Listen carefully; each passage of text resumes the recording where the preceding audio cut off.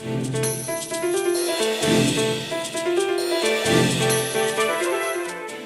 I'm Bill Newcott, and welcome to Hollywood. We're here at Lake Hollywood Park, which is one of the best places in town to see the big old Hollywood sign up there. As the sequel to the big-screen blockbuster World War II film Unbroken comes to theaters, we'll sit down with the real-life son of the real-life hero in that film. This week's podcast, Movies for the Rest of Us. Angelina Jolie won raves when she directed Unbroken, the true story of World War II hero Louis Zamperini. Now, Zamperini's 90-plus years would fill a dozen films. He ran for the U.S. in the 1936 Olympics. He met Adolf Hitler. He was shot down in the Pacific in World War II.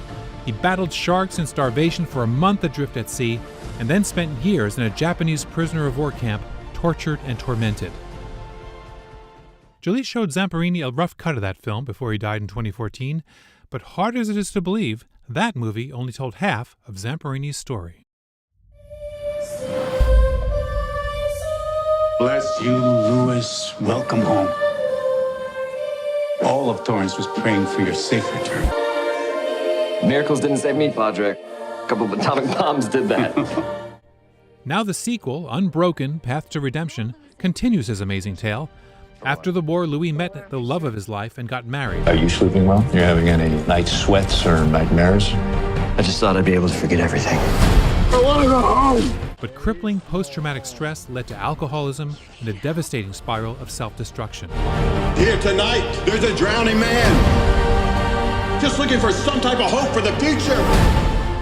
Then, reluctantly attending a 1949 Los Angeles tent meeting, he met a young preacher named Billy Graham and began yet another miraculous comeback. Besides getting his life back together, Louis started to feel overwhelming compassion for his former enemies.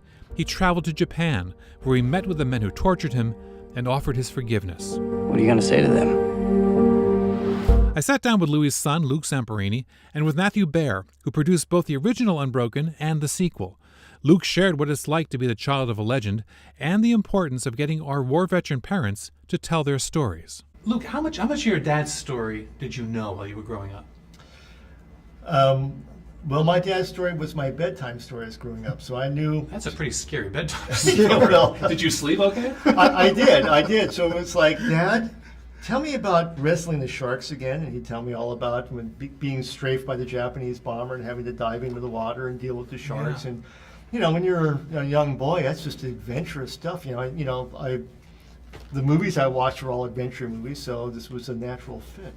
Like having Robert Louis Stevenson for your father. That must have, for you it was great to have dad telling you stories. Mm-hmm. For him, it must have had somewhat of a therapeutic quality to it, do you think? Absolutely. My dad would, his advice to other vets that were suffering from PTSD was you need to talk about what you went through. Yeah. Holding it in won't do any good. It will just drive you nuts. So, no matter if it was something horrible that happened to you or something horrible you did, you need to talk about it to get it off your chest. And they didn't. My dad was a World War II vet and went to his grave at 95, not telling us anything.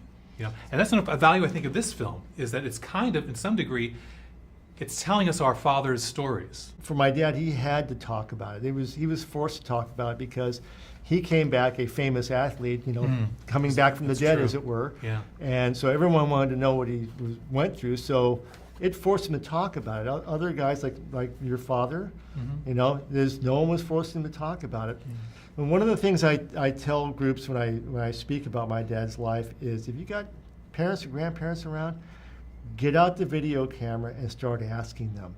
Mm-hmm.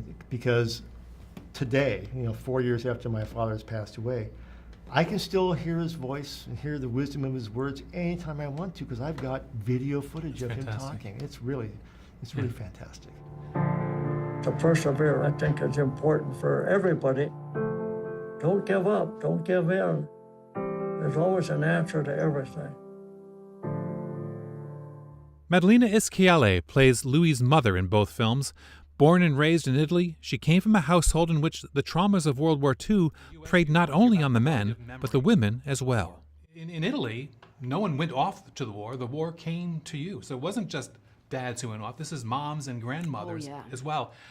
When you were growing up, did you hear stories about the war? Was there a reluctance to talk about it then, or was there a more healthy approach taken of talking? No, there was, of course it was from my grandparents. Mm-hmm. when they were alive, there was still a lot of reluctancy to talk about. Really? War, it's something, so there is a lot of PTSD. Yeah. In women, I remember my grandmother, she was singing songs to me at night that were, created during the time of the war. Is that how she told you about it, through song? Yes, exactly. It was very hard to especially for that generation. Mm-hmm.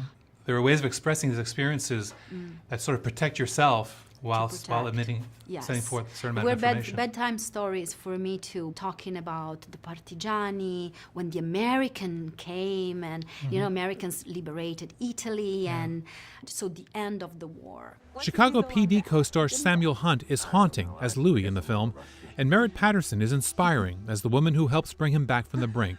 As thrilling and inspiring as the original Unbroken was, Unbroken, Road to Redemption is an essential sequel, an intimate look at what happens to heroes after the spotlight turns away. You need help.